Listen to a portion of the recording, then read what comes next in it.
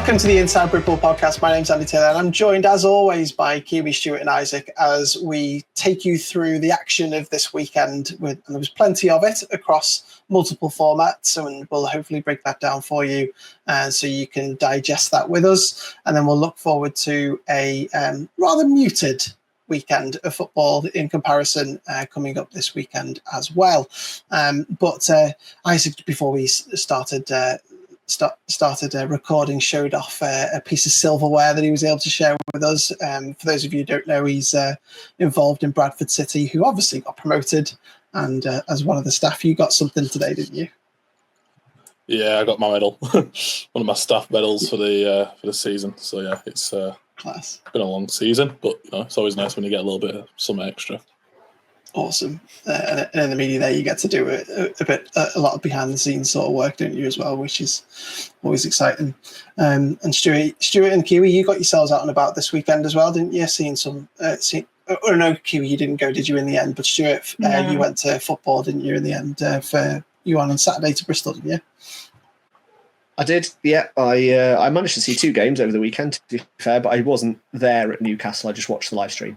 But yeah, Saturday afternoon, pootled down to Bristol, about an hour south of me. I watched a fantastic game, which we'll come on to in a bit, and one that turned a few heads, even if it didn't turn a head-to-head just yet. And Kiwi, you didn't manage to get to Cheshire County in the end, did you, to see some Cheshire Bears? But we'll talk about that result in a little while, I'm sure. Yeah, chaos. No, they weren't there, were they? No. Moving on quickly. Stuart, I think Stuart's taken Father's Day to a whole new level and embraced the dead jokes today, 100%. Clearly. 100%. Totally. They've been embraced massively. Let's move on quickly before we start again. But no, as we said last week, I hope everyone had a nice Father's Day where you can. And I hope you had a nice relaxing day. I know I did, even though I had a couple of 6 children at home.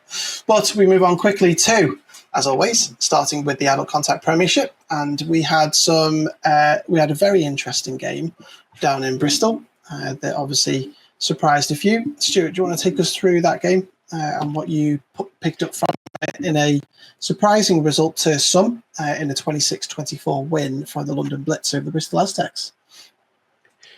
Yeah, I can do. To be honest, it is as close as the scoreline suggests. It was a pretty cagey first half, and it sort of opened up in the second half. Both teams sort of kind of wore each other down, but then got bigger splash plays. So London Blitz scored 3 fairly lengthy touchdowns, I'd say maybe 30 yards plus. One of them was a big sort of 60-yard throw down the middle. 2 of them were what looked like blown coverages. And the other one was just a really, really well-ran route and a beautiful thrown ball by what looks like a really handy quarterback that the London Blitz have found. I think it was well documented how they struggled last season with everything that went on in the off season and off the field last year. But it looks like a new head coach, new coaching staff, and new young crop of players have come in this year. And they've really turned this program around. And yeah, I think it will be a surprise to some that they've managed to beat off a Bristol team that have recruited really, really well from the local UWE team. They've got a lot of returning strong players and almost kind of like plugged and played football, really, with the experience that they've got. But the Blitz players were quite rightly really, really happy that they'd beaten them on their own pitch. The kind of stand is quite close to the sideline that the Blitz were on at the end of the game. And there was a few Blitz players saying, a few choice things to the crowd and getting them riled up. It was all in jest and friendly. There was no sort of heated words said or anything like that. But they were happy to get the win, even if it doesn't quite overturn head-to-head from the previous game, as I jested about earlier, that was 20-7. So they needed to get that 13-point swing, and they've only got 2 points of that chewed up. So depending on how results go, Blitz will just miss out on playoffs. But yeah, it was a fantastic game. I thought Blitz's defense did a really, really good job at shutting down the Aztecs run game. The very first drive, Tex probably got 60 yards of running offense, missed a field goal, which obviously came back to haunt them because they lost by 2. And then after that, Blitz really got a handle on their run game, and they tried sort of outside zone. They tried a lot of counter. They tried a bit of misdirection. One of the misdirections went for a touchdown, but that was about as much as it got. So yeah, myself and Tum travelled down, one of our writers, and he actually spoke to a few of the Blitz guys afterwards. And I think we're doing a bit of a piece on that, on how that programme has turned around. So yeah, really looking forward to getting the in-depth knowledge about Heath Thomas. I think we saw his name wasn't he? How him and his coaching staff have really changed that culture down at London Blitz to sort of challenge Aztecs and Warriors, because it's what's needed, I think, in that Southern Division this year. It's one thing to stop the bleeding in a program when, this time at the beginning of last season, we were really worried about the state of London Blitz, weren't we? Because we didn't know what was going to go on. They lost their head coach early, in the season, or very close to the season, didn't they? And there's one thing to stop the bleeding, but then to actually, put themselves among the pigeons as the top 3. Having done that U-turn, it's mightily impressive, isn't it? To be able to do that, having, being acres apart from the Bristol Aztecs and London Warriors last year to now beating Bristol Aztecs at their place. May I add, I think this is a big turnout for the Bucks there, isn't it, with the London Blitz? Nothing else to add. Very good. Let's move on quickly then. And in other places, we had the London Warriors. They've they beat the Rushmore Knights 43-0.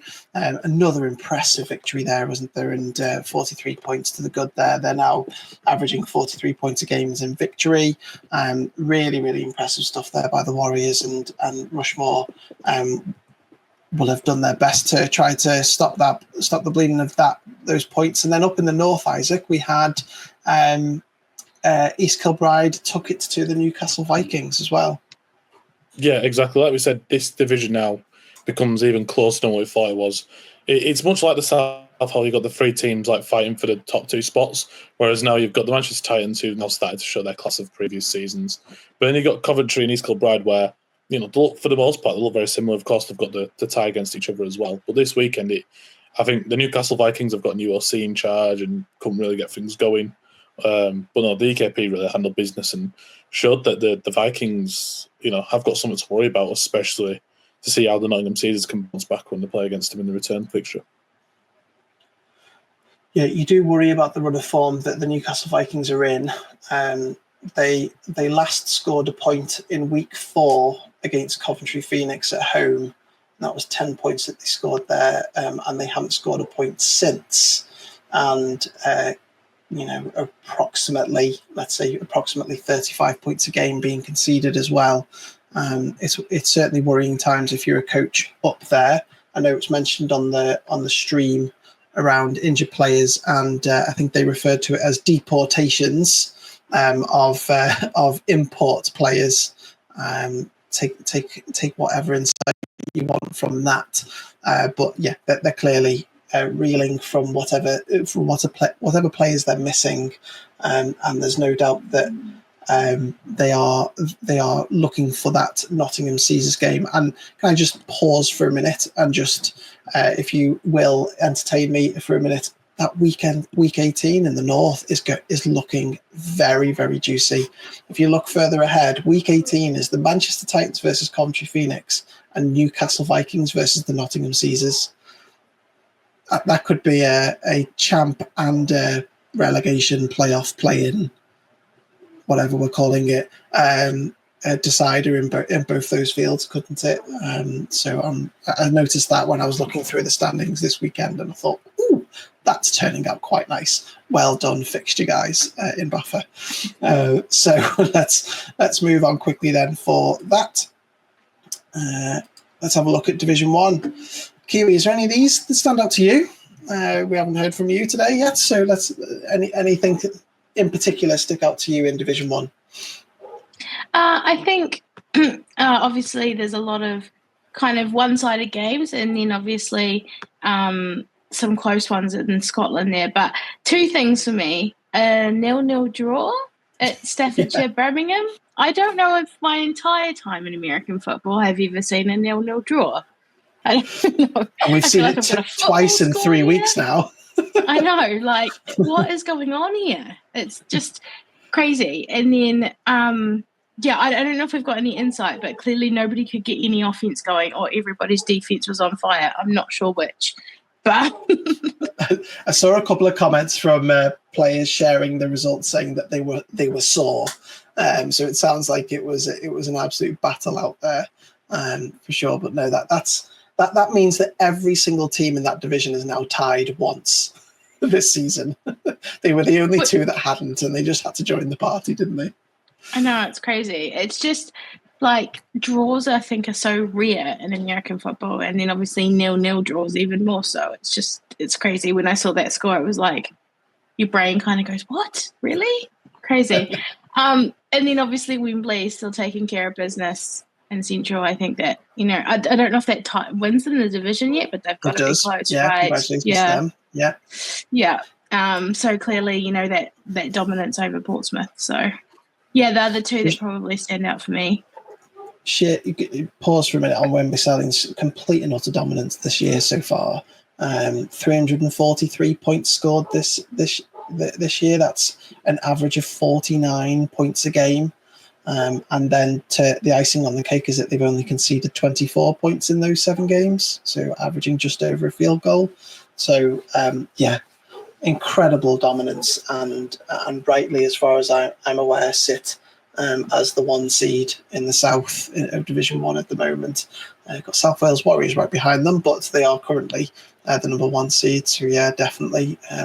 Isaac, let's come to you then. Any of these results stand out to you? Yeah, the entirety of the southwest does, really, because I think we spoke a couple of weeks ago about the South Wales Warriors really need to show if they can, take their show on the road and show what they can do. And a team that's able to just grind out a victory and is able to do so well and, beat a side that we all thought was, going to do quite well this year in the Bobcats, and be able to just beat them in a tough game, it shows how good they are. But then you've also got the Bristol Apache that really need to start putting some pressure on Solent. They now sit 3-3 after their win this week in a 35-0 victory over Somerset, and now you do really start worrying for Somerset. Without a winning 5, and it looks quite like a bleak season for them, not really. And still no points either for Somerset. So we'll be cheering them on to at least get onto the scoreboard for Somerset this year. 2 points. South Wales Warriors, I think. I've got it down now, have put themselves in the postseason. They haven't tied up the division yet, but as far as I can tell, they can't drop below the 6th seed, even if they lose out for the rest of the season. So congratulations to them, if I'm correct, of course. And lastly, Stuart, what about yourself? I was just going to point out South Wales Warriors. They scored as many as they usually do. They also missed another field goal, so they could have put another 3 points on to get closer to their meagre offensive average. But yeah, to hold the Bournemouth Bobcats to 3 points, I think is no mean feat. And then, I don't have any more insight into that 0-0 tie, but we've had way too many ties this season so far. So if we could probably refrain from any more, especially in the postseason, because that's when ties have to go to overtime. And nobody likes extra football, even if it's free on a Sunday afternoon, do they? So no more ties, please, guys. That'd be appreciated. I think also, Isaac, did you say last week about, Merseyside needing to win if they got any chance of playoff football? Obviously, they've come out on the other side of a loss there. I don't know if that puts them out of contention, but surely it's extremely difficult for them to get any playoff football now. They're not mathematically out. They can still make it, but it depends on everybody above them losing out, so it's not in their hands. They would have to have a lot of help from elsewhere. But that's a tough loss, and now they've got back-to-back games against Chester Romans, and they're really going to have to try and get those bragging rights, aren't they, in the division, and try and finish in the middle of the division. Otherwise, they'll find themselves the worst of the rest, minus Sheffield Giants, isn't it, at the moment? So they'll be wanting to do a better job going into these final two games. I know that for sure, knowing what players that they have on that pitch at the moment as well.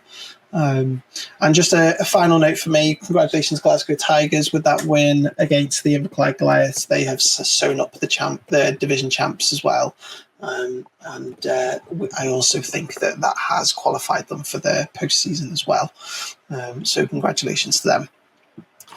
Let's move on to Division 2. We have Division 2 where we've got... I don't know. Is there anything interesting to talk about there? They probably went the way that we probably thought that they were going to go, Isaac. But correct me if I'm wrong. Yeah, exactly. If you look at the North, you got Gateshead again, who would just be able to score points no matter what this season. It's going against Donny, which is a good thing that the game went ahead after the doubts last week. So it's really good on them. But it's also good that they scored as many points as they did. Gateshead this season have been hard to score against, and to put 21 points up as they had to, can really. Better concede, it's a really, really good thing. And then you got the Lancashire Buccaneers, they are that second spot after the Leicester in that division, and it really shows. And another great victory against Leeds this week, and just shows how strong they can be going deeper into the season. Mm-hmm. Yeah. So none of those results do anything for the postseason just yet, as far as I can tell. Your guys will have something to say about who makes the postseason over the next few weeks, Isaac, because you've got both of them. And then the Lancashire Bucks haven't quite made it because technically the Lincolnshire Bombers could still catch them. So that'll still have to play it out for the time being. And just covering the South, then we've obviously got Oxford, who have done a really fine job there of overcoming what looked like a tough challenge in the Norwich Devils. So they beat the Norwich Devils 13-6, and that ties them up as at least top two. So they will have postseason football this season as well. And then Hereford took it to Plymouth Vanguard, who are clearly struggling with injuries like they have mentioned previously, because they are now on, I think it might be a 3 or 4 game loss now on losing streak, 3-game losing streak. So they'll need to bounce back quickly if they want to bring some a bit more positivity to the end of the season. But again, that's SFC2 West is just as hard to read as the NFC 1 West. Who knows what's going to come out of that division? Did you get any insight from these Southern games, Stuart, or should we move on to NWFL? No, I didn't, although we do think that Hereford can take a giant leap forward to playoff football this weekend, don't we? Depending on head-to-head and points scored and stuff like that. So we think we have them down if they win by, was it 10 points or more? Yeah, 10 points or more, we think will guarantee them playoff football, not necessarily the division title, but playoff football would be theirs. We think. Again, we're not official, but we think. I will put a disclaimer, it was very quick calculations before we came on air.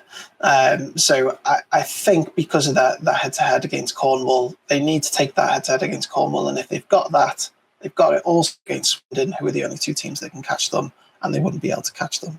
So they would definitely make the playoffs. Would they in the division? I'll have to check my maths. Might see that delightful camouflage kit in the playoffs, right? Yeah, totally. Or not see it if it's camouflage, as the case may be. Invisible. Jesus Christ. Oh my God, moving on quick. Kiwi, take us through NWFL. We won't go into the details around the Teesside Manchester game. We won't. No. Our DMs were full, very, very full. However, it is currently down as a Manchester Titans away win against the Teesside Steelers, which means that the Titans now move to 2-4 or something like that. 2-3, sorry. And the Teesside Steelers are also 2-3. But there is a head-to-head difference there as far as I can tell. And who knows what's going to happen in the postseason, because that's 2 people who have forfeited, in inverted commas, and they have currently planned a 4-team postseason. That's my setup. Take it away. I guess we don't want to, like you say, we don't want to comment too far on what happened. I think it's all with BAFA, and we wait to see what the outcome of the conversations are. I think we're led to believe that maybe there were concerns about the size of the pitch. That's maybe all I'll say. I think the biggest thing for me is, at the end of the day, we didn't see football played and we saw teams travel and we didn't see football. Ultimately, it was football that lost out at the end of the day, in my opinion. But that's my personal opinion. I think, we're all here for participation, especially in the women's game. The women get so few games anyway that, we all want to see football being played. And I think that's where we've lost out here because, as much as it probably, I think if it had been played and based on previous games would have completely gone the other way, ultimately, everybody getting out on the field and playing is what we wanted. So let's wait and see what happens. As you said, Andy, we've got 5 teams and 4 playoff places and technically 2 teams not eligible at the moment. So I don't know what's going to happen. We're all waiting to see where this bottoms out. So, and then I guess in the other game, London putting in a dominant performance against Solent. Maybe, I think, probably a bigger scoreline than we were expecting based on the previous fixture only being lost by 1 score, I think. I don't know if it was I think they played in London, so I don't think if it was Solent not being at home or if London are just maybe hitting their form as the season goes on. We saw some kind of closer results at the start of the season maybe than what we thought. So I suspect that maybe London are starting to hit their form, starting to see and become the team that we know that they are generally. So I guess more of a watch this space and see how whatever postseason looks like. Because at this time, I guess you've got technically Birmingham and London, and then you've got Manchester. So I'm not quite sure how that would work. So let's see. Yeah, it means that at the moment it's Lions versus Titans, Warriors versus Steelers, if it works out the way that Steelers can qualify, because just by default, because 2 people have, someone needs to. But who knows? It's a complete and utter guess. Maybe they'll just revert back to last year, but we will see. But no, it feels like the Warriors have found something, haven't they? Whatever they've gone away and fixed, they've clearly fixed it because they faced 2 very good sides. Ones that we were wondering whether they were going to be breaking into the top 2, and they've dominated them in true fashion. What's that? 90 points over 2 games for the London Warriors. That's really impressive for a team that, only 4 or 5 weeks earlier we were wondering whether they were going to get past Teesside because they'd only just beaten Solent. So good on them. Yeah, I think, as you say, they're finding their form as the season goes on. And I think when we saw them, or when I went and saw them play in Birmingham, they just looked like they hadn't quite gelled. Things didn't quite go right. Like, it wasn't a bad performance. It just, a few bits were missing. It was a little bit clunky, that kind of thing. It seems like now they've ironed some of that out, now that they've had a few games under their belt and probably, hitting form at right time, really. And let's be honest, apart from that loss to Birmingham, they haven't lost any games. So, let's see. Yeah, 100%. And we've got an interesting regular season game coming up in a few weeks for sure. Unfortunately, I'm going to have to put up some more NWFL walkover results, Kiwi, but we'll still go through the games that were played. So the Cheshire Bears hosted a game day tournament in inverted commas, which was obviously only participated by two teams, and we saw the Cheshire Bears overcome the Kent Exiles 21-6. Yeah, I didn't manage to make it down to the game at the weekend, but I believe all round it was a team performance from the Bears. Obviously, I still have a lot of people that I know in and around who went to saw the game, and from what I've seen, they were all happy with coming away with the win. Obviously, as I said last week, they were on the other side of this win. They lost to Kent in the playoffs last year quite significantly. So, hopefully they're also starting to find some form as a team, and we can maybe see some interesting games as the rest of the season goes on. But yeah, I think it was just a general all-round team performance with lots of people playing in lots of different positions. So yeah, good good work to the Bears, obviously. Coming right as the season goes on, hopefully, and shall it continue to make for some interesting playoffs, hopefully. Well, I was just looking a bit further down the chart, and it looks like Kent do get another chance to rectify that against Cheshire Bears in a few weeks. In 2 weeks' time, it looks like, if I'm reading it correctly, that Kent Exiles will be facing off against Cheshire Bears in another game day tournament as well, and then Cheshire Bears get a few walkovers because of aforementioned missing teams in the league, and then we've got a Newcastle Shield Maidens game down the line as well. So they've put themselves in the driving position for a postseason football, haven't they, the Cheshire Bears, with that win, and congratulations to them, because that's a really good one for them for this season. Let's have a little look then what happened in Hertfordshire, because again, we didn't have Newcastle travel down, unfortunately, a last minute dropout, but citing player safety and numbers recovering from injuries, if I remember their statement properly. But the big one was the big one that you were looking forward to this weekend anyway, in the Hertfordshire Cheetahs and the Peterborough Royals, because you rightly dubbed it top of the table clash, and there's now somebody at the top of the table clearly now, with Hertfordshire Cheetahs beating Peterborough Royals 12-0. I know, I'm all about eating my words this week. I said that I thought Kent would win, and I thought that Peterborough would overcome Hertfordshire and show their dominance. So I got it all wrong last week. And, you know, as much as we make these predictions and say things, I think we always say we're here for chaos and we're here for things going not the way that we predict them. That's what makes it interesting. I think I mentioned Hertfordshire, a strong team. We know they're a strong team. We saw them at finals last year. We saw them just go down to Caledonia in the closing minutes of that really tense final.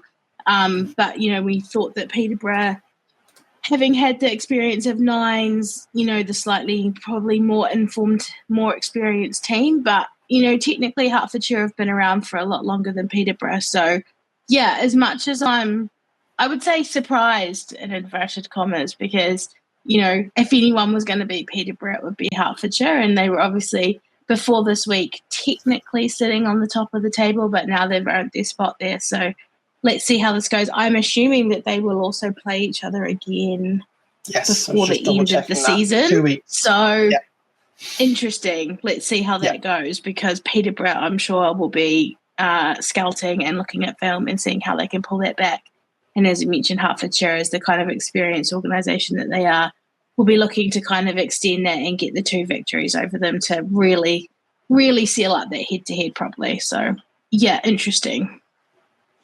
Clearly 2 very good defences, isn't it? I know there's a 12-point gap there, but, you know, Hertfordshire have actually only played 2 games, and they've got the 4-0 because they've got the 2 walkovers as well. But they've only played 2 games and only conceded 2 points in those 2 games, one of them against Peterborough. So they're clearly a class act, and that there'll be one that we'll be paying more attention to over the next few weeks, won't we, as we gear up towards postseason football. Currently looking like Hertfordshire versus Kent and Peterborough versus Cheshire in the postseason at the moment. So that's very interesting to see how that'll shuffle the pack over the next few weeks. Very interesting scores, and we've got plenty more to come in that division. We had some unders as well before, just to round off this week, only a few, and then we'll start looking towards this weekend.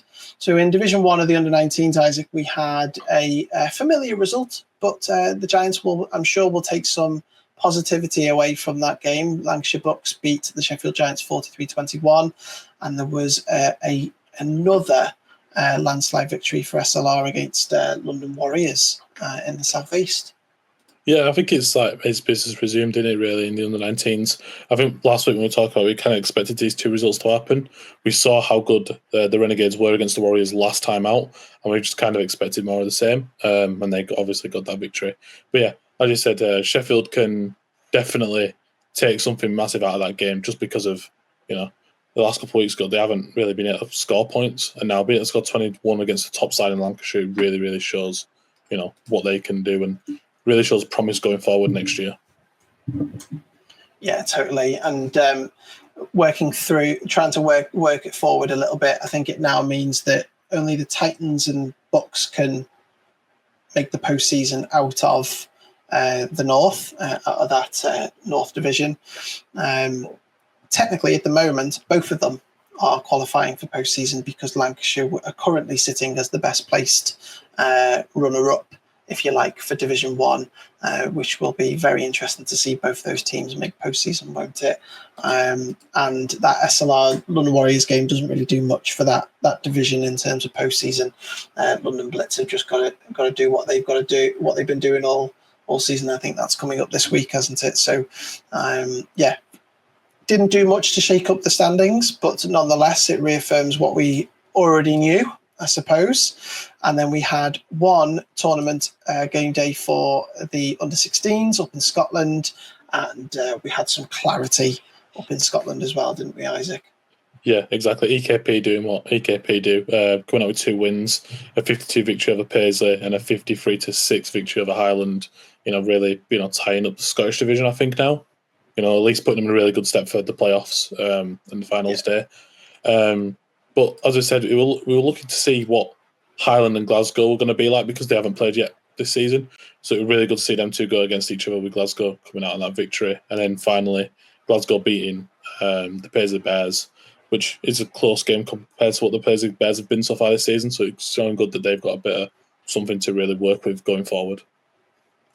Yeah, that EKP dominance, we will soon find out when we get into the postseason. They finished the season 8-0 already, with the 16th of June, and they've completed their regular season undefeated as far as I can tell, and they have scored 374 points at an average of 47 points a game and conceded 37 points at an average of 4.6 points a game. That's dominance, isn't it? Let's see if that translates into cross-conference sort of matchups that will happen in the under-16s, I'm sure. I'll try and figure that out another day. There's plenty more to happen in the under-16s before I start talking about postseason. But East Kilbride have made it easy, 8-0. Sheer dominance. They've got a good foot in for number 1 seed going into the postseason, I'm sure. That's the results for this week. Let's have a little look towards the fixtures coming up this week, because there's plenty of action going on across the adult contact under-19s, Division 1 and 2 in the under-19s. NWFL take a break. But let's still have a little look to see what's happening across adult contact. So, Kiwi, there's some cracking matchups across the Premiership this weekend. Is there any that jump out to you in particular? I think I always say this, but I'm always here for like a local derby, right? And I always think a London game. Although we've seen, pure dominance from the Warriors is, throughout the season. I think anything that's got a local derby on it, especially with London coming off that. Sorry, should clarify. London Blitz coming off that win last week. I think that, I'm not saying that they'll managed to pull a win over the Warriors, but I think it could be a quite close, feisty affair. I've seen a few London games in my time, and they're always interesting to watch, both on and off the field. So, I'm looking forward to that one. Yeah, it'll kind of give us an idea of where London Blitz are and possibly where the Aztecs are in terms of, maybe I should start again and actually say this will signify how dominant the Warriors are. Right, and how likely it is that we're going to see them crowned champions again. I know there's obviously going to be a one-off game in the future down the line. We don't know how the North will fare against the South, but let's assume what we think we already know. But I would like to know, what is the gap between the London Warriors and the London Blitz? We know the gap between Bristol and the London Warriors in recent years has been relatively fine. Have London Blitz caught up as well? Technically they have, but did they get the Bristol Aztecs on a bad day, or have they really, really well improved? And can they take that confidence from that Aztecs win and translate that into either an upset or a close tie against the London Warriors? That'd be interesting for me anyway. Stuart, what about you? Thinking for Premiership football this week, and is there any fixtures in particular? I thought Kiwi was going full Pro Evolution Soccer there and going London White versus London Red, wasn't it, when they didn't have the team names in their game. Rushmore versus Cambridge. Rushmore obviously came out with one of their victories, the 35-0 win, the last time this game was played.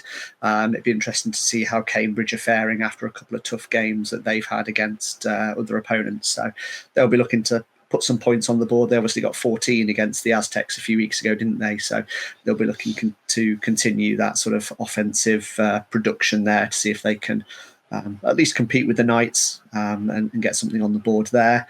And then looking to the north, hopefully don't steal Isaac's thunder here. Caesars versus Coventry. It'll be interesting to see that one. I've been assured that even if I do say there's going to be a live stream, I won't be roped into it. I'm working on Sunday anyway, so I can't commentate this week. So yes, all being well, there's probably going to be live streams. Probably both the games in the north. The northern teams are doing really well at live streaming this year. So yeah, we may well see video of both of those. I won't be able to watch. As I said, I'm at work. But yeah, we'll share links out as soon as we get them to those two games. But it'd be interesting to see what the Caesars can do. They've obviously mentioned a couple of times about their quarterback situation. Same with the Titans. So it'd be interesting to see what we see coming out of the quarterback rooms of both of those home teams in the north this weekend. Mm-hmm. And Isaac, anything else to add there? Yeah, it's just that North Division, really. You've got in both games, both sides need to win. Manchester need to beat Newcastle to keep their roll going. Newcastle need to win to keep their relegation, to make sure they stay in the division. It's the same for the Nottingham Coventry game. This is when you look at close divisions, this is really what you want in Britball, where you've got games that mean something every single game to both sides, and hopefully this week we get close games. I don't know. You never know if that's going to happen, but hopefully this weekend we can see some real competition between the both sides and the north.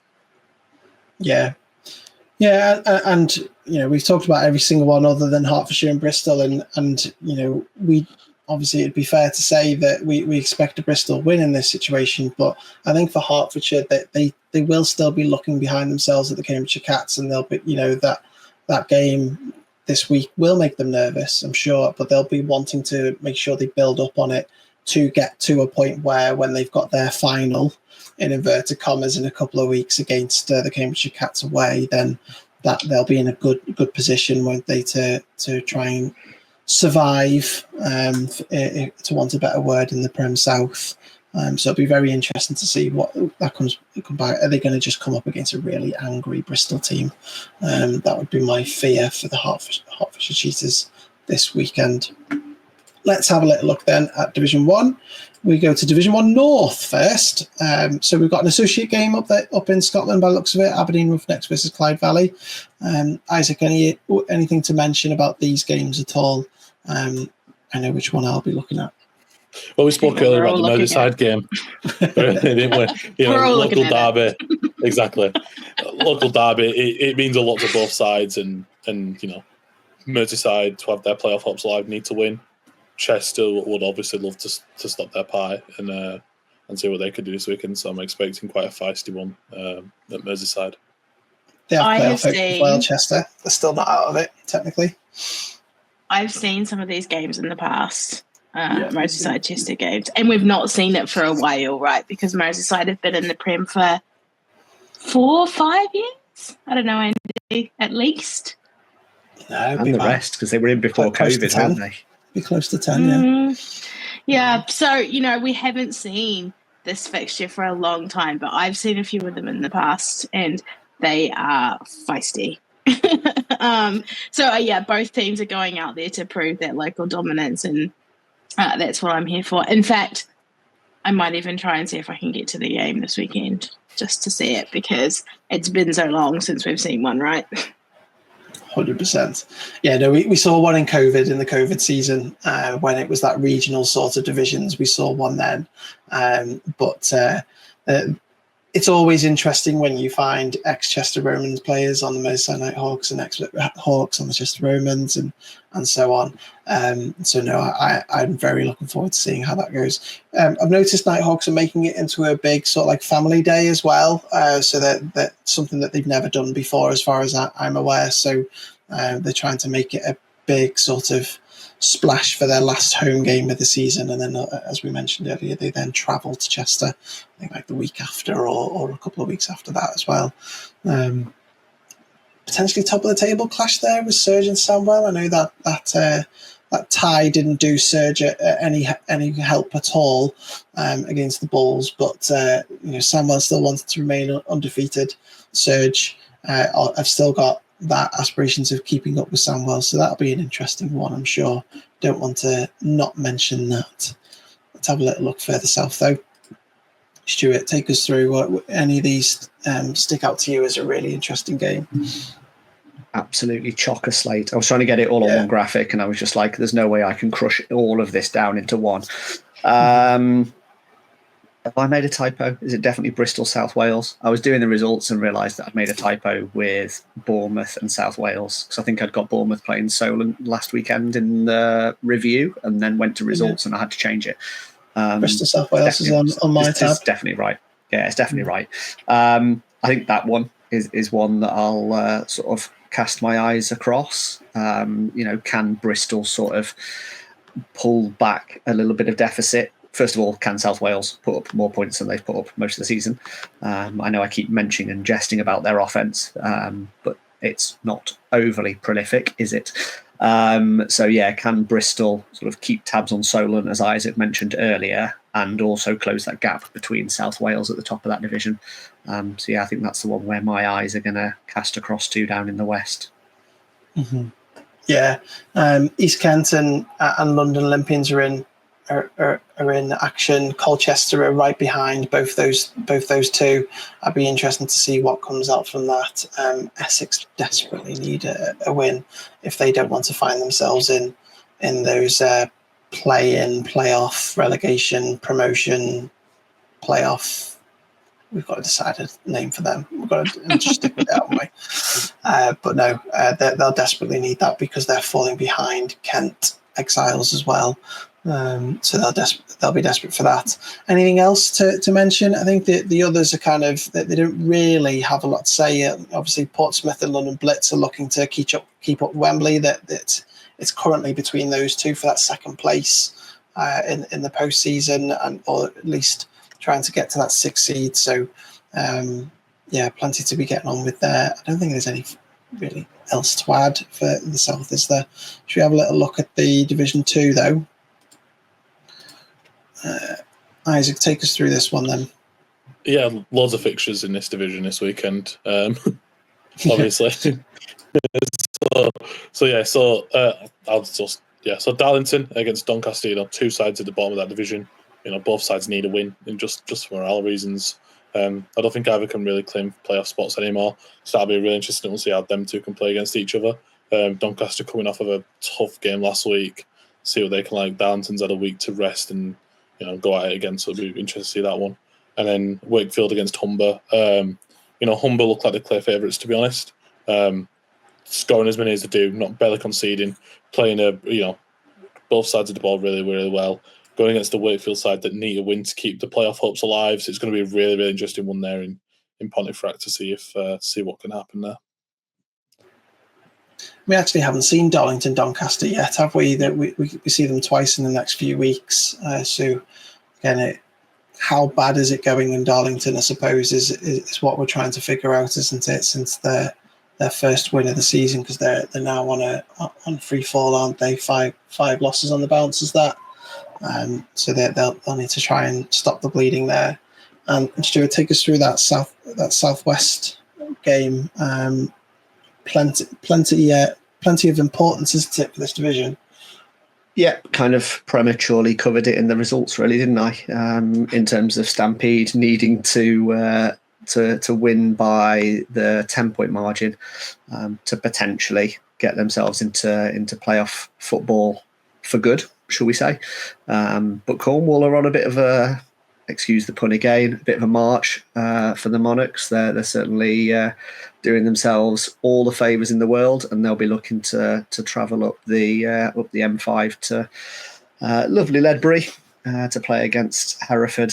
The kit clash won't be so bad on the eyes this week. I thought the camouflage versus the yellow of Plymouth Vanguard was bad, and then I saw the bright purple of Hereford against the yellow of Plymouth this weekend, and I was like, maybe it could get worse.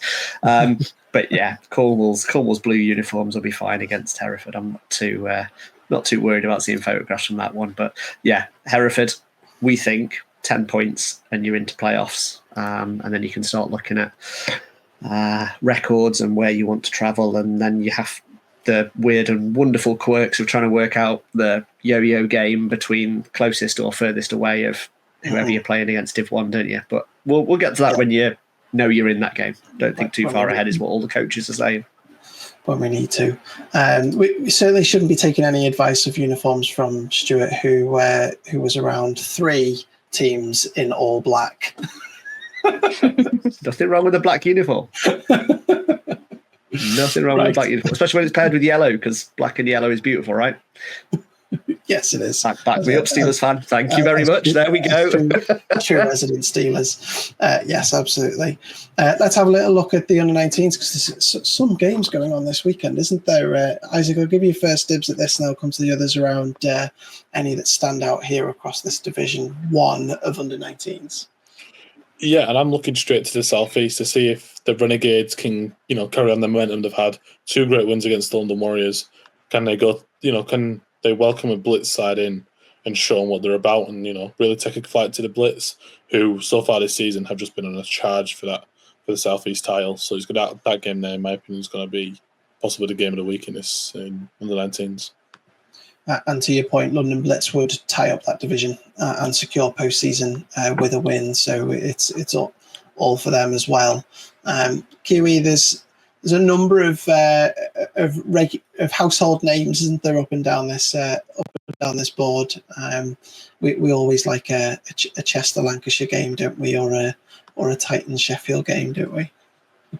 Yeah, these kind of traditional foes. And what's funny I find about these rivalries is they just continue to live and breathe as you go up the divisions, because these teams have so many facets of football in their programs. These rivalries get built from unders all the way through to adults. But I think that Chester Lancashire game could be interesting. Obviously, Chester really need a win if they want to stand any chance of making a playoff. So I think that's maybe where it could get interesting, although Lancashire we know have been quite dominant, behind Manchester in that division. So, yeah, interesting one.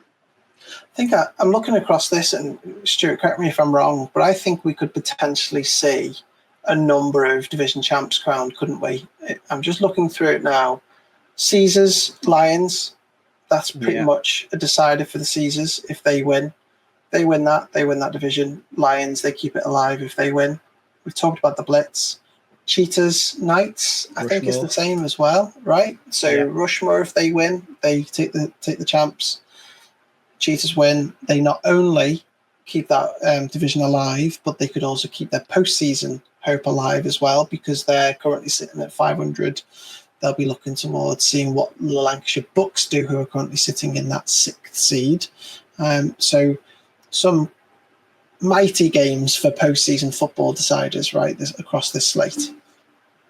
Just going to mute my mic and sit back and listen to you, because you've literally just taken all of the words out of my mouth. They were going to be the 2 games that I shouted out. I was going to say, no, awesome. We've not seen Caesars Lions yet this season. That would be really great to see that and see whether the Caesars can tie up the division. And then I was also going to say, I wonder if Rushmore can continue their unbeaten streak and get themselves into the playoffs, or whether Hertfordshire are going to upset the apple cart. But, fine. I'll just snip you out and insert me, and there we go. All that does is affirms that I'm right. So moving on. Stuart, what about Division 2? I went full Aaron mode and started moaning, didn't I? We haven't had a good rant for a while. Jeez. Totally.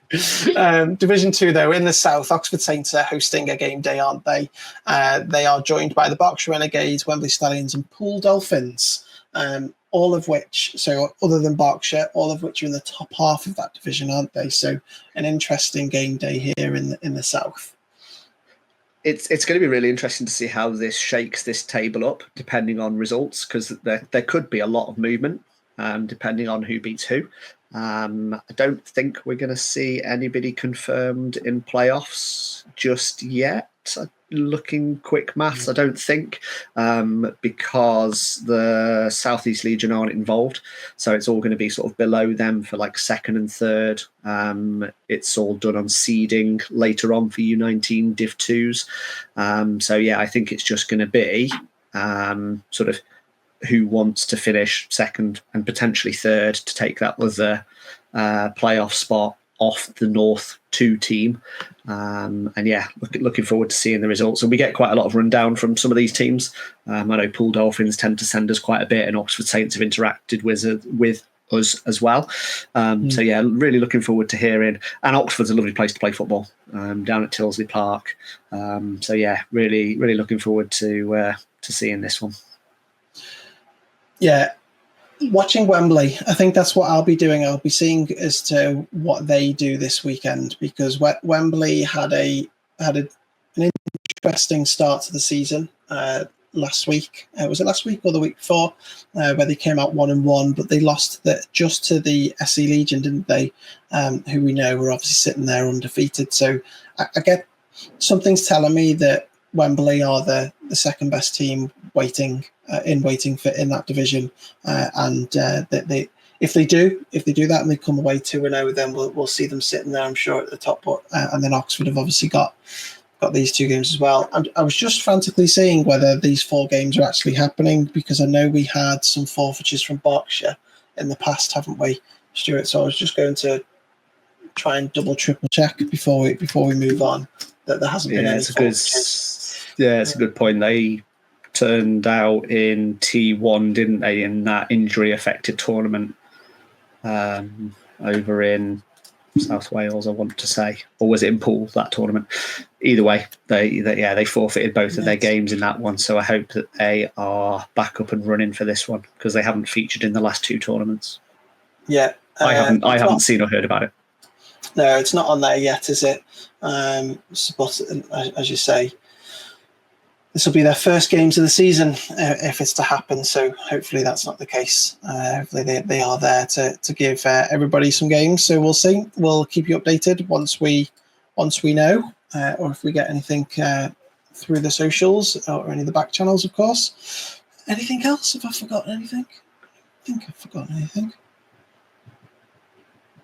No, slight pause. No. Brill. That'll do then. Fantastic. Well, we another great rundown. Thank you very much, guys, for joining us to give us your thoughts and your insight into what's gone on and what that means, because we've got postseason coming up very soon. We're working frantically in the background to try and get some sort of information out there around postseason. I know we've got one eye towards books because we've got alignments out, so we'll bring that to you. We might try and bring that out in a little bit of video format as well as an article. We will see. But otherwise, thank you guys for joining us. We'll be back again next week, of course, to break down what happened this weekend and look forward to the weekend after that as well. Thank you for the listeners and the viewers for joining us again, and we'll catch you again next week. Thank you very much. Bye-bye.